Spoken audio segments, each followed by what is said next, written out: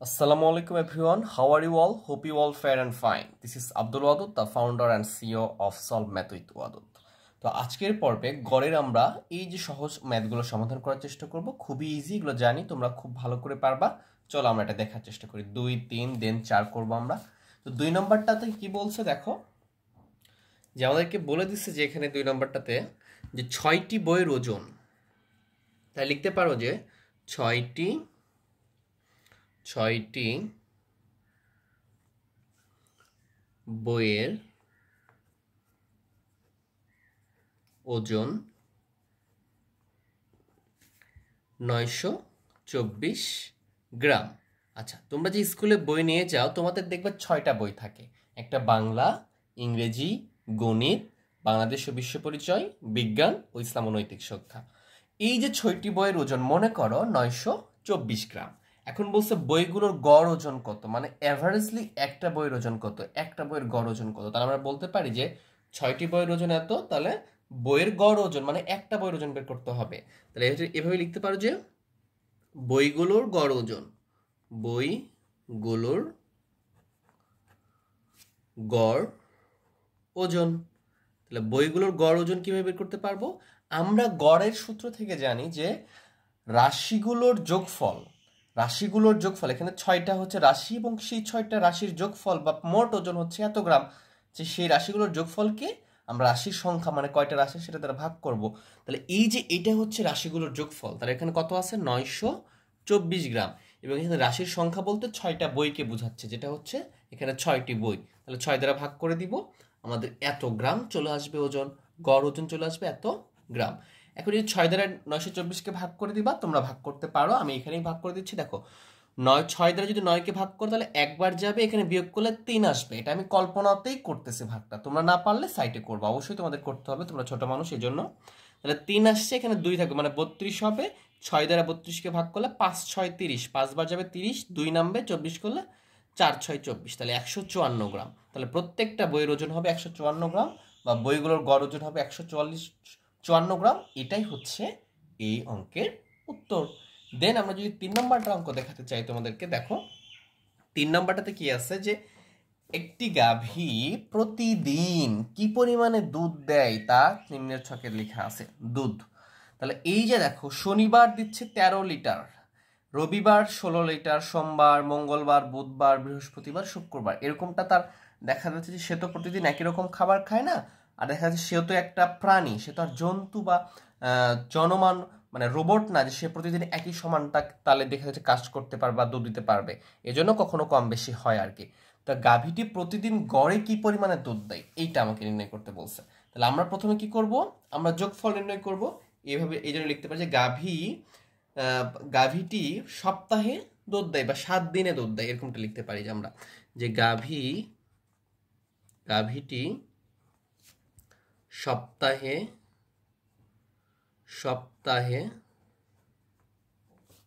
দুধ দেয়, এটা লিখতে পারি। অথবা তোমার মতো করে তুমি লিখতে পারো। দেখছি যে শনিবারে গাভীটি দুধ 13 কেজি 13 লিটার, যোগ রবিবারে দেয় 16 লিটার, যোগ সোমবারে দেয় 15 লিটার, এবং মঙ্গলবারে দেয় 13 লিটার, বুধবারে দেয় 17 লিটার, এবং আমরা নিচে লিখতে পারি বৃহস্পতিবারে 14 লিটার, এবং শুক্রবারে আবারও 17 লিটার দেয়। তাহলে এটা লিখে আমরা এখানে লিখে ফেলবো লিটার।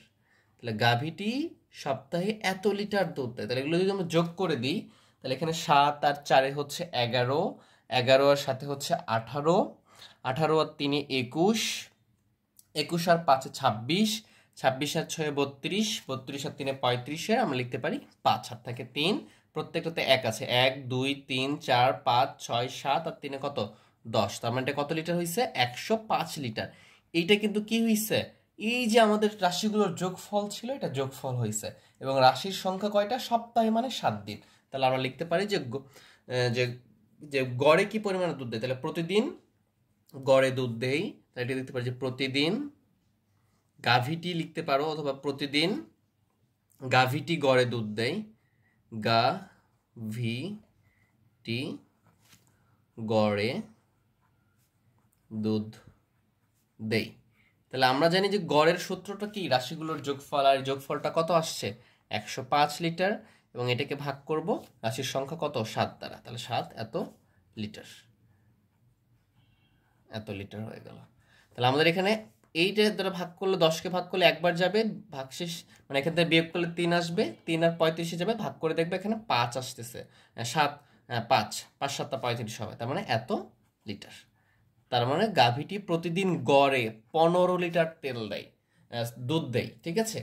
প্রথমের দিক থেকে দেখতেছিলাম যে শনিবারে 13 লিটার 16 লিটার কখনো 17 লিটার দেয়, কিন্তু এভারেজলি সে দেয় 15 লিটার করে, মানে প্রতিদিন 15 লিটার করে এভারেজ আমরা গড় বের করতে পারবো, এইটা আর কি। এরপরে যদি একটু খেয়াল করি যে আমাদের লেখা আছে যে সোহেল, 4 নম্বরটা একটু খেয়াল করো, যে সোহেল এবং হামিদার বাংলা, ইংরেজি, গণিত, বিজ্ঞান, বাংলাদেশ ও বিশ্ব পরিচয় পরীক্ষার প্রাপ্ত নম্বর দেওয়া আছে। প্রত্যেকের গড় নম্বর নির্ণয় করো এবং দুজনের মধ্যে কে পরীক্ষায় ভালো করেছে তা বের করো। তাহলে আমরা সোহেলেরটা আগে বের করব, তারপর হামিদারটা বের করব। যার গড় নম্বরটা বেশি হবে সে পরীক্ষায় ভালো করেছে, খুবই সিম্পল। তাহলে চলো এটা আমরা শুরু করে দিই। তাহলে আমরা এভাবে লিখতে পারি যে সোহেল মোট নাম্বার পেয়েছে, সোহেলের প্রাপ্ত নম্বর এভাবে লিখতে পারি যে সোহেলের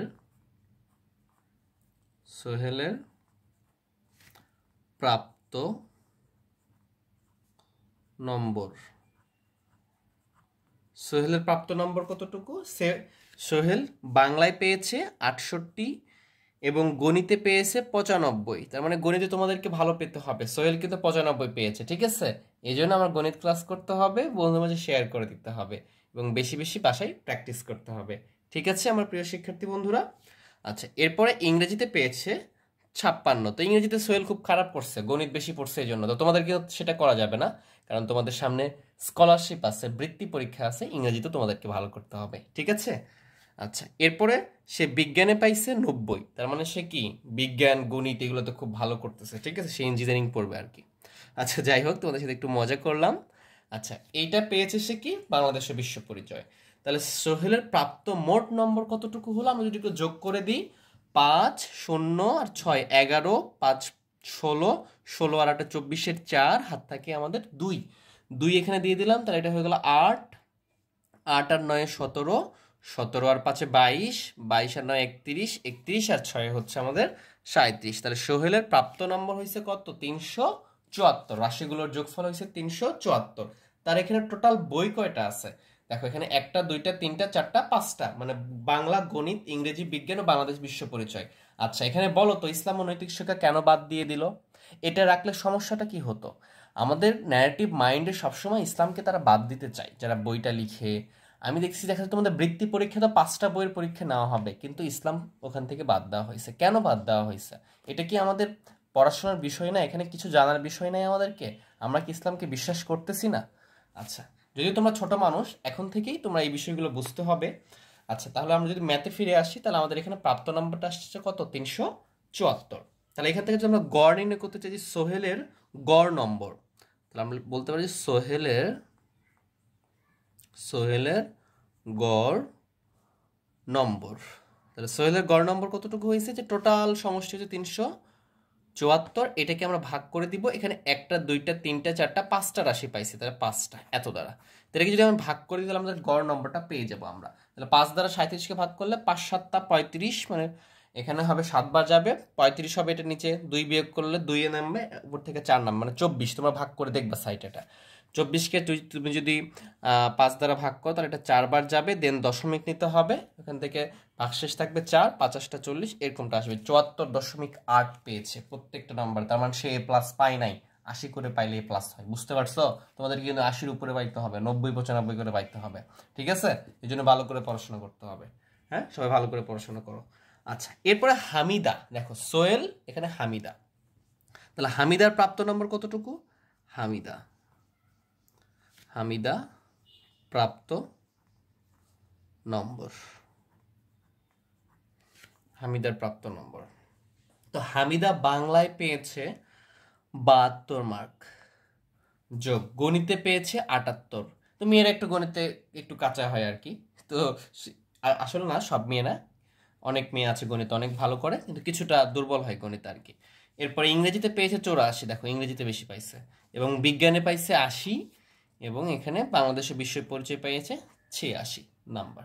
তাই এটাগুলো আমরা যোগ করে দিই, হামিদার গড় করতে আছে, তাহলে হামিদার প্রাপ্ত নম্বরগুলো যোগফল কত হচ্ছে? 0, 8 এর সাথে 6 এর সাথে 0 যোগ করে 6 হবে 10, 6 আর 4 10, 18 আর 2 কত?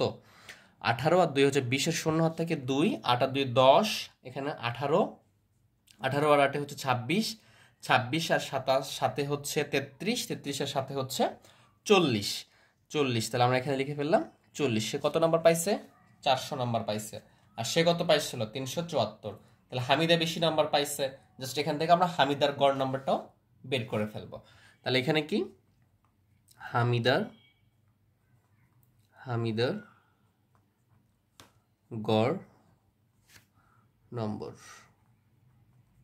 হামিদার গড় নম্বর কত? প্রাপ্ত নম্বরের যোগফল হয়েছে আমাদের কত? 400। সেটাকে ভাগ করবো 5টা সাবজেক্ট, 5 দ্বারা ভাগ করবো। তো 5 দ্বারা ভাগ করলে 5 4 5 5 8টা 40, এটা যাবে 8 বার, এই 40কে ভাগ করে এবং এই শূন্যটা দিয়ে দিব, তাহলে হয়ে যাবে কত?